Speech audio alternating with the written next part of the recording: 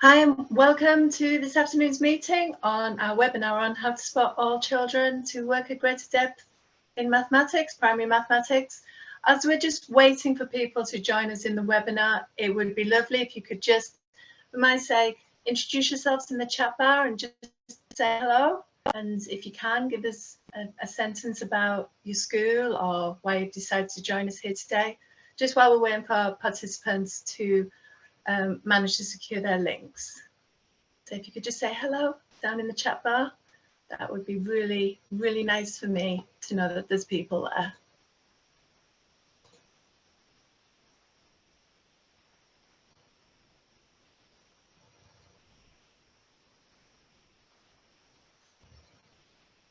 So today I'm joined by Siobhan.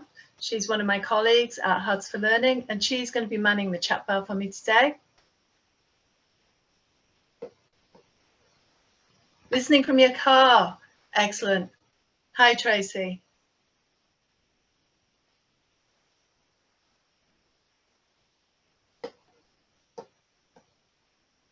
Okay, Siobhan, can I just confirm with you that you can see my slides on screen?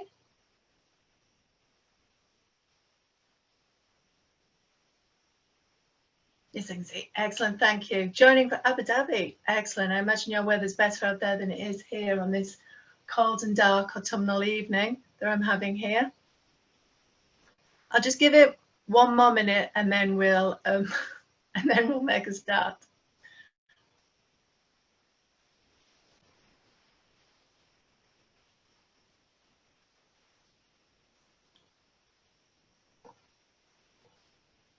Okay, so just to introduce myself, I am Charlie Harber and I'm joined by one of my colleagues from the Herts for Learning primary maths team, Siobhan, who is manning the chat bar, and she'll be popping all the little comments in there. We're also joined by Collins, who are supporting the admin here. So what we're looking at is timings of 4 till 4:45. But the session will be recorded, so if for any reason you miss anything, or any of those people who are watching on catch up, hi, I hope it's a bit lighter out than it is now.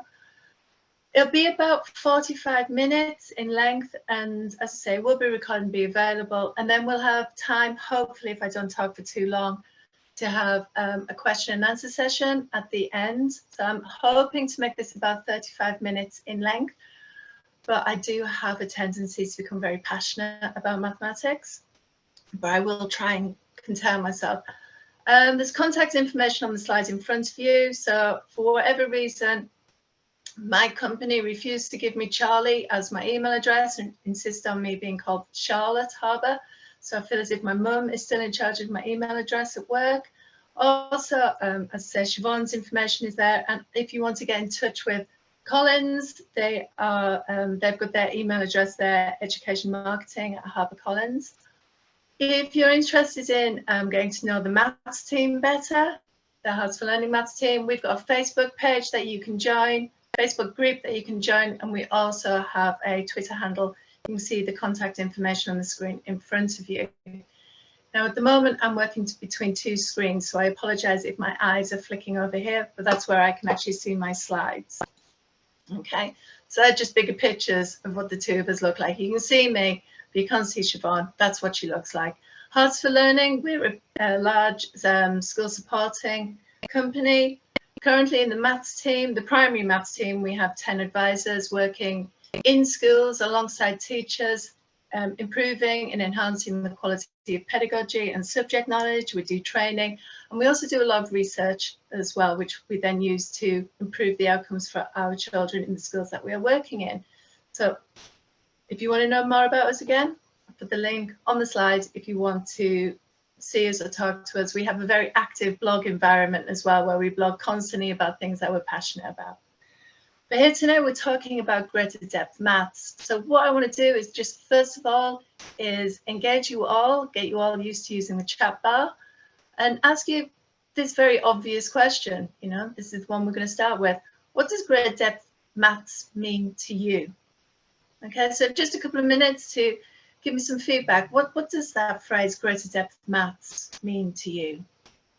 Okay, you just jump on the chat bar, give me some feedback, that would be great.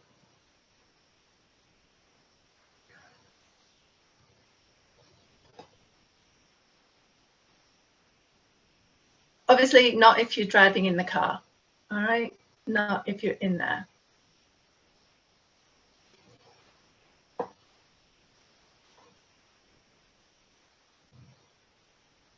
Okay, well, hopefully if throughout this webinar you do have some comments or some questions that arise, please do put them in the chat bar and keep Siobhan busy, okay?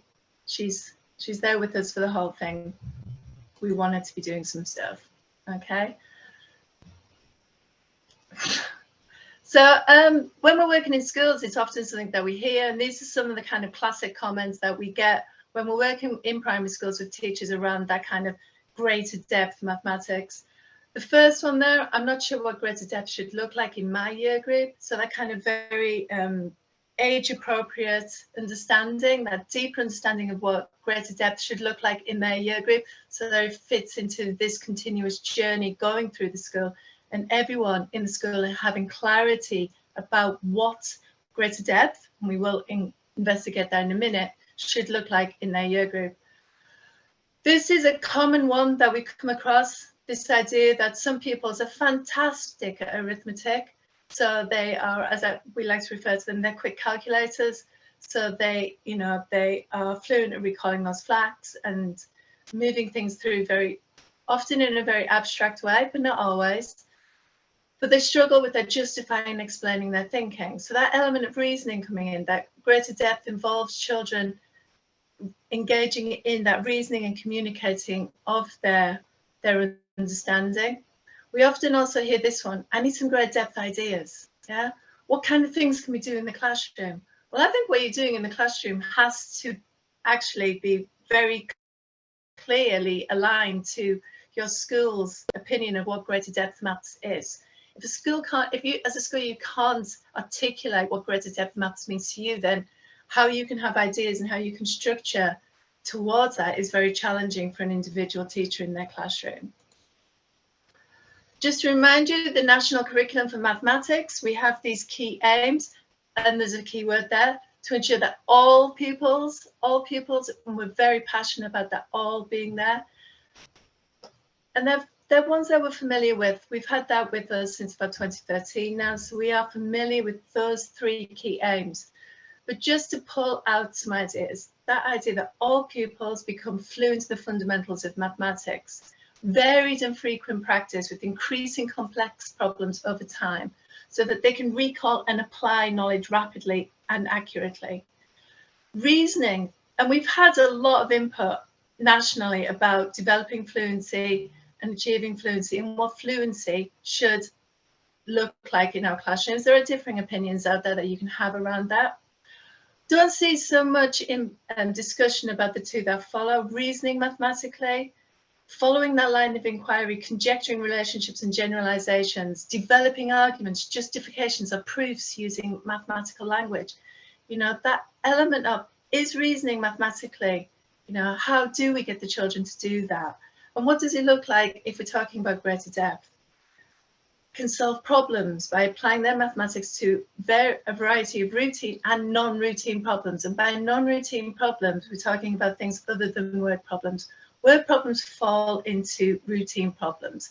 A non-routine problem to me is a problem where the child doesn't automatically have a strategy which they could use to solve it. So they've got to sit and think and unpick and have that kind of resilience within themselves to think about, all right, how can I go about doing this? What can I try? How can I go forward in moving this? Breaking it down, as it says in the national curriculum, into those simpler steps and persevering in seeking solutions.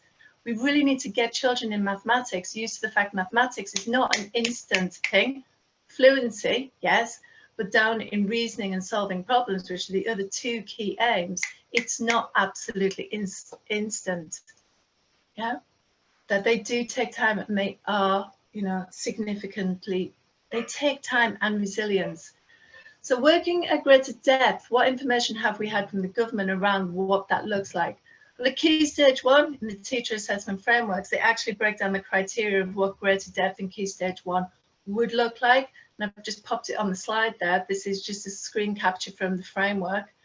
And we look down there, some of them are about, solving those more complex problems. Some of them are just being able to progress a little bit further into the curriculum. Yeah, but it's use reasoning about numbers and relationships to solve more complex problems, solve unfamiliar word problems, yeah, describe similarities and differences. These are the kind of words that to me resonate greater depth, yeah, not just the cognitive kind of knowledge section of what's going on there. So we've got some guidance at Key Stage 1, or about Key Stage 2. At Key Stage 2, what we have is the highest standard. We don't have greater depth as an assessment criteria, we have the highest standard. And we have, as we say, as all of us who've been up there in Key Stage 2 know, we have the scaled scores. And it has been kind of traditionally assumed that a pupil must achieve a scale score of 110 or more in reading and mathematics, yeah, and have that working at greater depth in the writing of the teacher assessment. So for their definition of higher standards, not greater depth, a child must achieve the scale score in these tests, yeah, that 110 in the scale. That's not greater depth, they're talking about the highest standard. So I just want to pose you this problem. So we have this at the end of Key Stage 2, a measure, the highest score. But how does that relate to you for greater depth thinking? Is achieving the highest standard the same thing as being greater depth in mathematics? Are they the same things or are they different? If you've got any comments on that, I'd love to see them in the chat bar. For me personally, greater depth is different to the highest standard. The highest standard is a fabulous and it is an admirable thing for a child to achieve. For a child to get to that highest score in their Key Stage 2 SATs, you know, they are working and they are accurately answering more questions than they need to get for age related. So they, you know, and they're being accurate, they're being efficient, they're being timely, and they're applying their knowledge. But I don't think that is the same thing as greater depth, personally.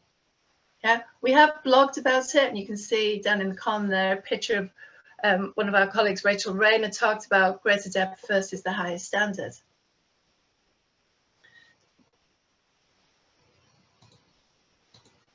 Okay, so let's have a look. So that's the testing frameworks, which talk about that. In Key Stage 1, we have the greater depth classifications. We don't have anything at Key Stage 2. We just have the highest standard, which is based on the outcome of the tests, and it's about children, as I say, being accurate and efficient, but they're scoring more on a test, not necessarily, in my opinion, doing greater depth thinking. So the School Inspection Handbook, something that those of us who maintain schools in the UK are familiar with. We know that they are looking at 3 different elements of the curriculum. They're looking at the intent, the implementation, and the impact. The 3 I's, as they're commonly referred to. Now, I could spend a long, long time thinking about how greater depth math, how your greater depth maths provision links to the 3 I's. And I've actually wrote a blog about it and listed some questions that teachers and schools can use to help them consider more deeply how, whatever your definition of greater depth maths is, how it links with your intent, your implementation, and your impact.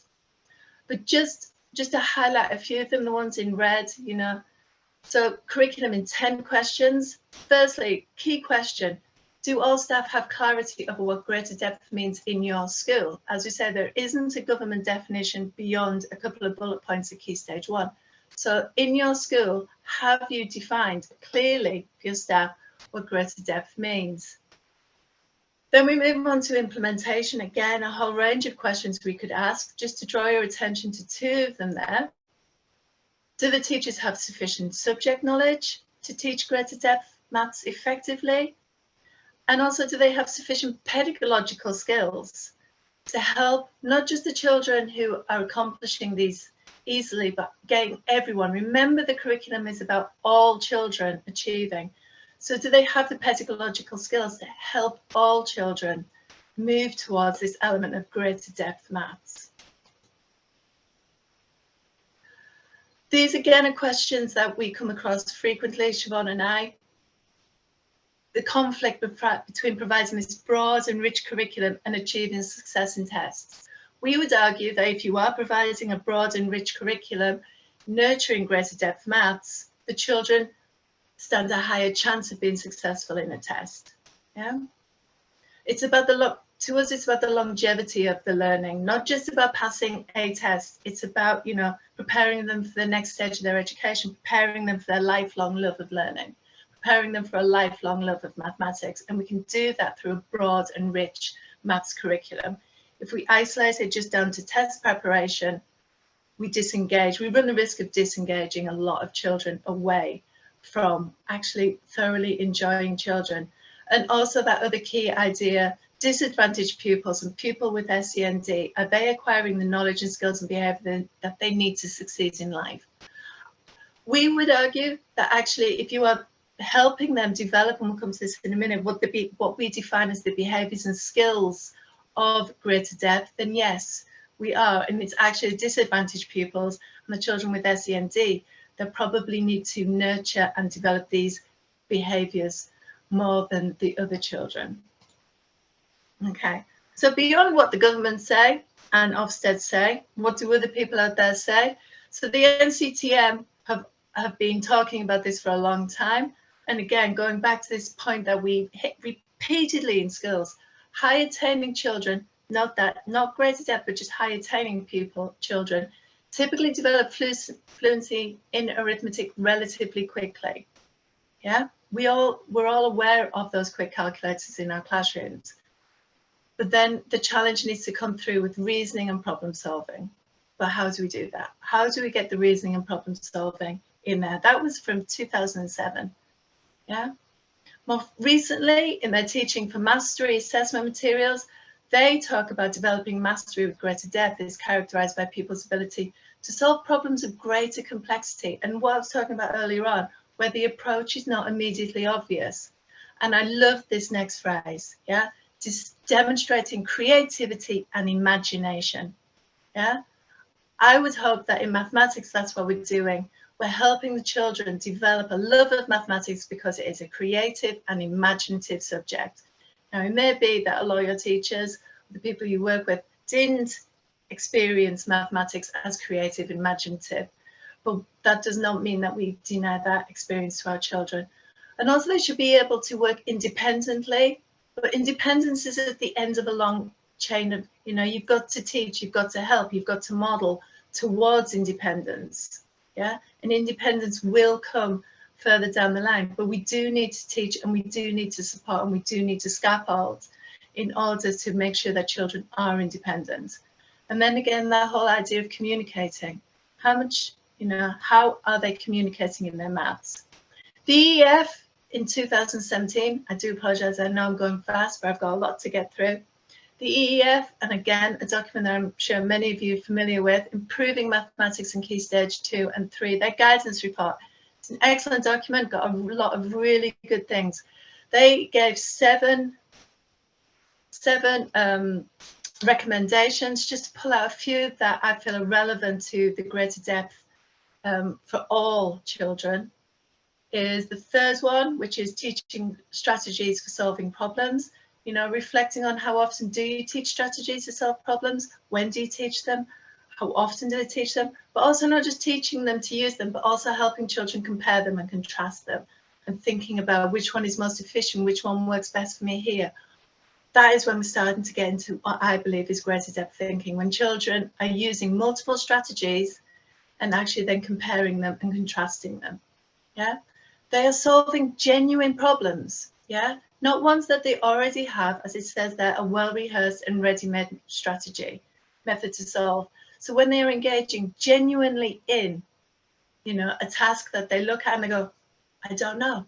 How do they start? What do they do? They're the behaviours, I think, that move towards greater depth mathematicians. And also the final one there is something that I'm very passionate about as well. I would think that a greater depth mathematician is a child who can monitor, reflect on and communicate their reasoning and their choice of strategy. So that's the idea of metacognition, that they're monitoring and reflecting on their learning experiences. Number 5, about independence and motivation. Yeah, we know that children's desire to learn mathematics is on a sliding scale as they pass through the school system. Yeah, by year 9, I think it's quite shockingly high. I think it's about 47% of children, you can't quote me on that, I'm remembering off the top of my head, are saying that they no longer enjoy their mathematics learning. You know, I find that quite devastating. If it is this truly inspiring subject that involves creativity, why aren't they enjoying it anymore? And I would argue that's because they're not being engaged in what I would classify as greater depth behaviours. Developing metacognition, we've talked about that previously on the last slide, and we'll be talking about it a little bit further. And again, you'll have the slides and you can see them all. You know, you can go through them a little bit slower after the webinar and actually look at all the information that's on here. And what we need to do is select those tasks and resources that challenge and support. Yeah, so again, challenging and supporting pupils at the same time.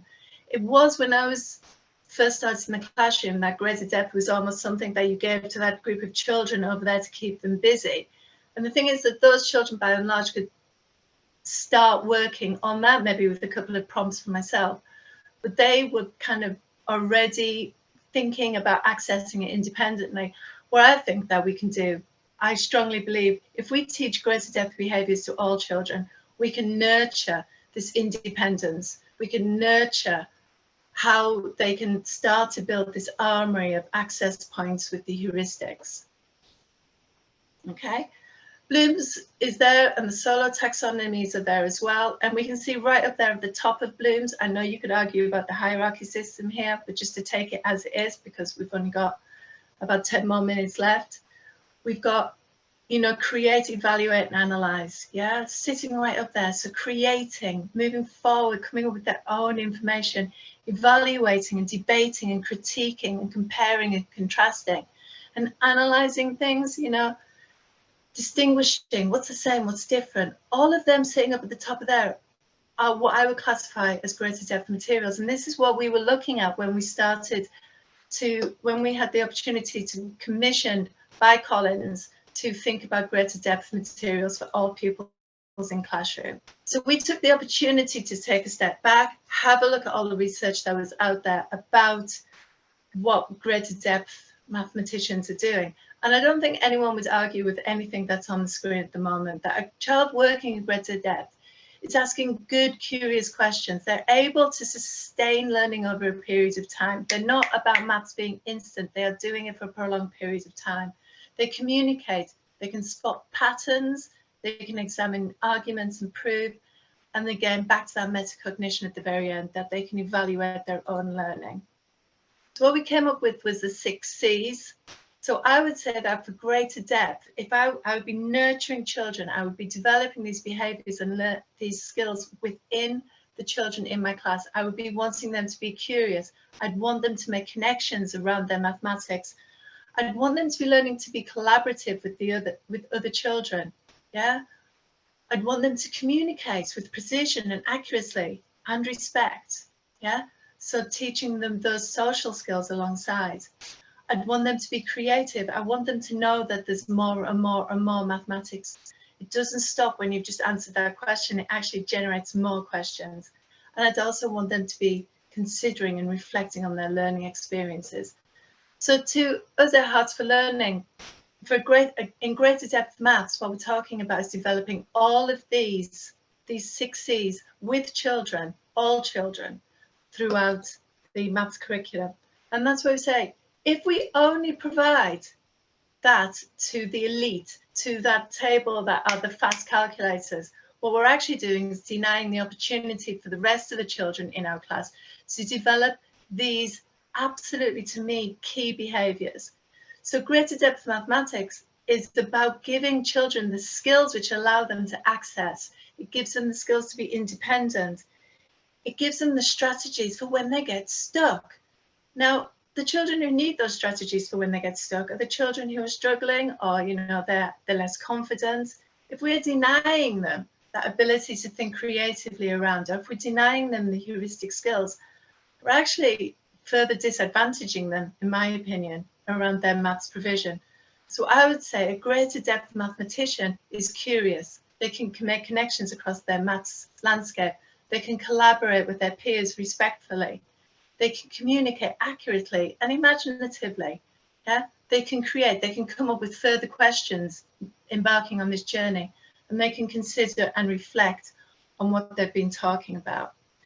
Now, we know that looking at those 6 C's there for teachers might be an absolute kind of mind blow.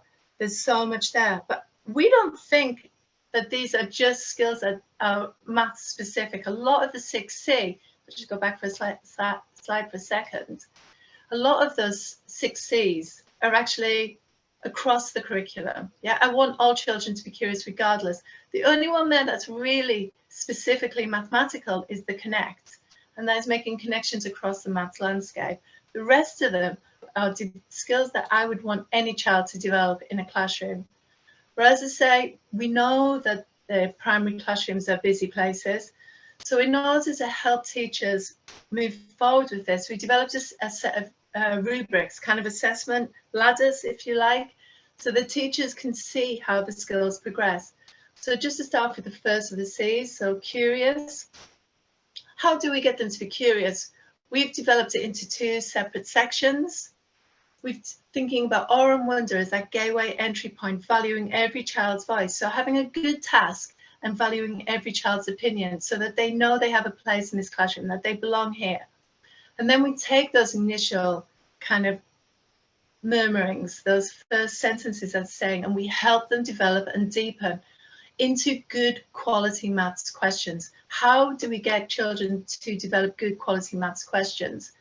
So this is just an example, as I say, from the greater depth resources that we developed with Collins. So this would be that initial awe and wonder, giving them something. This is a low key stage 2 task, giving them something that there's no question on here.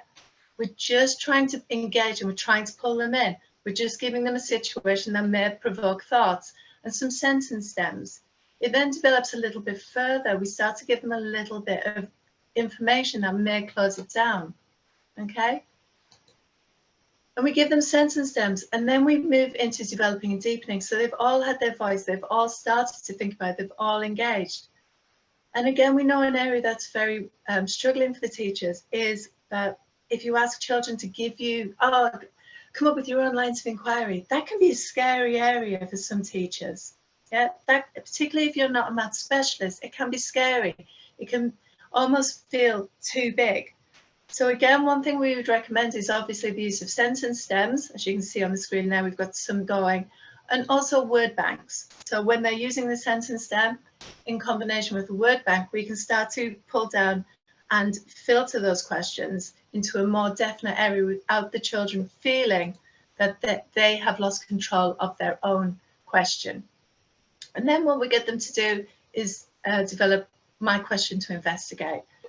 So that's what we do in the Collins, in the work that we're doing here. But I don't mind which resource you work, but it's that element of getting the children curious, getting them engaged, getting them bought into the situation of the first of the C's, knowing that everyone's voice is valued. Everyone has a question. Everyone is expected to come to the table on here. Second of the C's that we think about is connect. And that's where we're looking at the use, developing and using a range of heuristics, so problem solving strategies. And thinking about where are they taught in your maths curriculum at the moment? Where do we teach them how to draw a model, how to make a table, how to spot a pattern, try then improve, solve a simpler but related problem, working backwards? Now, you might argue that teaching children lots of strategy heuristics actually, confuses them and gives them too much work on. I would argue completely the contrary. I would say that if a child is struggling to access, then they need different skills to pull on. And we can exemplify these in very simple ways, but these do need to be taught, okay? So for a child to be able to be working at greater depth, they should be using a range of heuristics, and they should be able to move between different heuristics and compare and contrast those heuristics. Which one is most effective for this particular model, this particular task? Which one didn't work quite so well? Why? And at this point, we can really start to scaffold, and this is where we get all pupils involved. And this comes down to teacher subject knowledge and teacher pedagogy. But we would say if you have children who are accessing tasks, greater depth thinking, these more open opportunities, we need teachers to have skills around key questions. We need them to know how they could use manipulatives to help the children enter. Yeah, because if we can show them this time with a simple question, well, how would you build a model? Can you use some cubes to build that model? Next time around when they get stuck, they may think, well, I might try and build this. Yeah, it's about building that internal monologue so that they can start to think about things when they get stuck. What can they do? We can use word banks, which are frequent now. Sentence starters, we can give them sentence starters. Yeah. Next, I will try. You know, I think this. Those sentence stems that are out there, loads of them, we can use them to help structure the children's thoughts, not just their reasons and explanations, but we can help them build that pathway of, right, I've tried this. Did it work? Did it not? If it didn't work, what can I do next? And we can help that with sentence stems.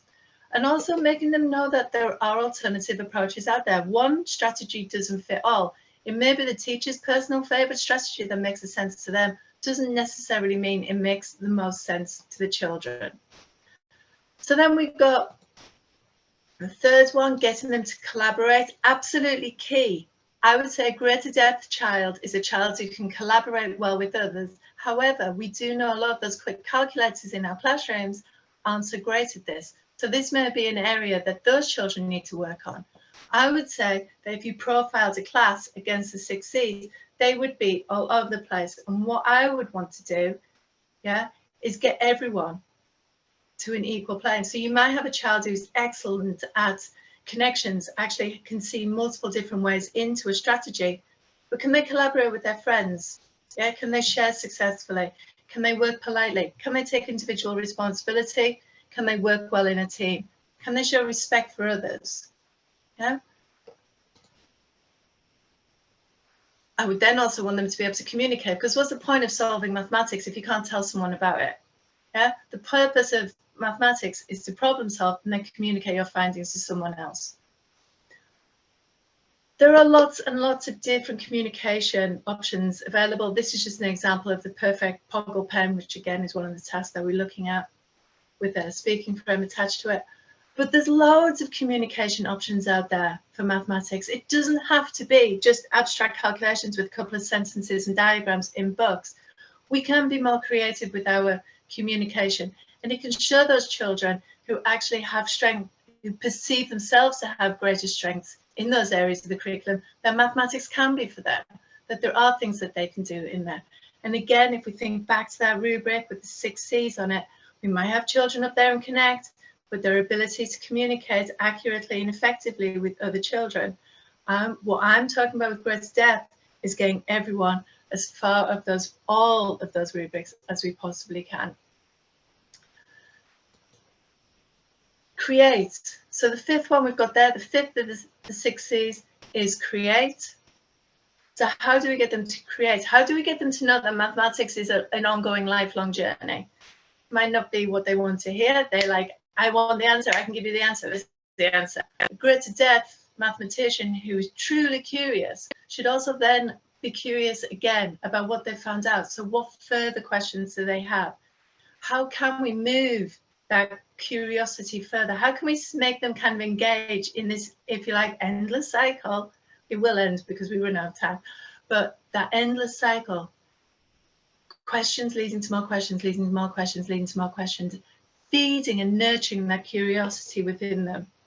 We've just got some examples of some pupils' books. They're looking at kind of their communication, their curiosity, pulling out of all children, all of them, not just the elite few, thinking about, well, what else am I interested in? We've done this, now what else could we find out? And the final of the 6 Cs there is the consider. So looking at that metacognition, looking at the 3 different domains of metacognition. So the cognitive domain, that kind of what have we learned, which is something that in mathematics we focus on, possibly over-focus on, but also looking at that affective domain. How do we feel about mathematics? Yeah, making the children consider, did they enjoy? When was the aha moment? Yeah, when did they get stuck? When did they get stuck and how did that feel? How did it help and how did it feel when they helped someone else? Yeah. And that metacognition, how did we learn it? What exactly did they do? When they got stuck, what did they do? Yeah, and it might be one of those stumble supports that the teachers put in place. you know, showing them how explicitly, because they won't just grasp these out of the ether. The teacher modeling and nurturing these internal monologues of what do I do when I get stuck? What can I build? What can I draw? What can I write? How can I keep myself going? Yeah. And again, just some sentence stems there for you to help the children with that reflection, looking at all the 3 areas of metacognition. Okay. So again, some examples of children's work there. We got, I do like that. We look, the children didn't look like that. I just had to colour their faces in for, protection issues. Yeah. So thinking about how did they feel? Those children had actually engaged in performance of a magic trick that they discovered and solved. And that had been the curiosity that pulled them in and made them want to figure out the mathematics. We created a desire for the mathematics. So the greater depth maths, just to talk about that for a second, I know I've exemplified it all the way through there, but you could do the 6 C's without the resources, but the resources do there.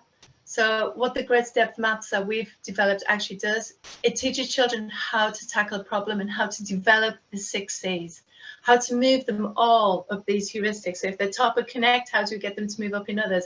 If they're brilliant at communication, how do we move them up connect? And helping teachers, how do teachers get the subject knowledge and the pedagogical experience to be able to do this effectively?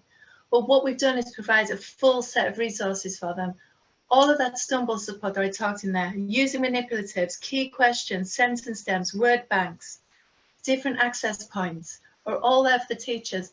And when I've worked with teachers using the greater depth, they have all come back with me telling me that they absolutely loved it. It was freeing for them because they knew how to help the children. The children were leading it. The children were inquiring. The children were active and they were curious about it. But the teachers felt sufficiently supported that they could actually keep moving those other children along and making sure that everyone started to develop the area of the 6 C's that they needed to.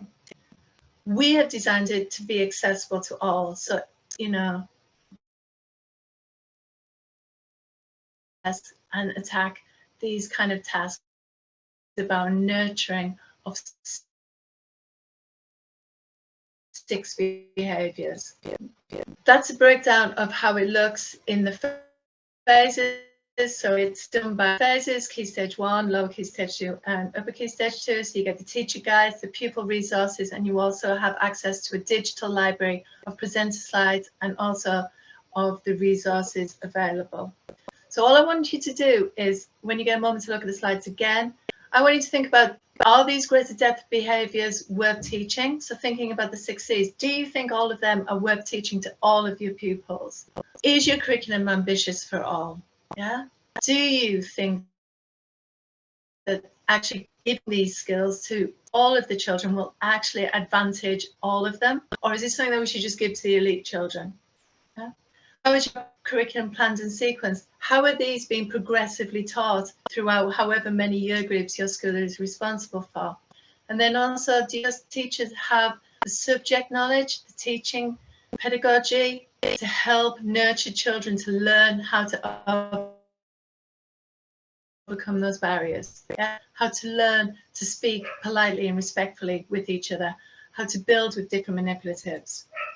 So my final thoughts are here on this slide, and this I feel quite passionate about. The end point is to have children who see mathematics as more than a series of calculations, but are genuinely on the greater depth journey. Developing behaviours and skills will enable them to help themselves become more independent learners, be curious and tinker with ideas and questions, that they'll work well with others and communicate their understanding effectively to others, and will develop a deep love of mathematics. So that's my and HFL Primary Maths team's vision of greater depth maths. And that has been, I appreciate, quite a roller coaster ride through the slides. You will be getting copies of the slides, so you'll be able to go back through them and read them at a slower rate. But what I just wanted to ask you at the moment, was there any questions that you had coming out of what I've been talking about there for the last 40 minutes? Anyone got any questions? Please talk to me, guys.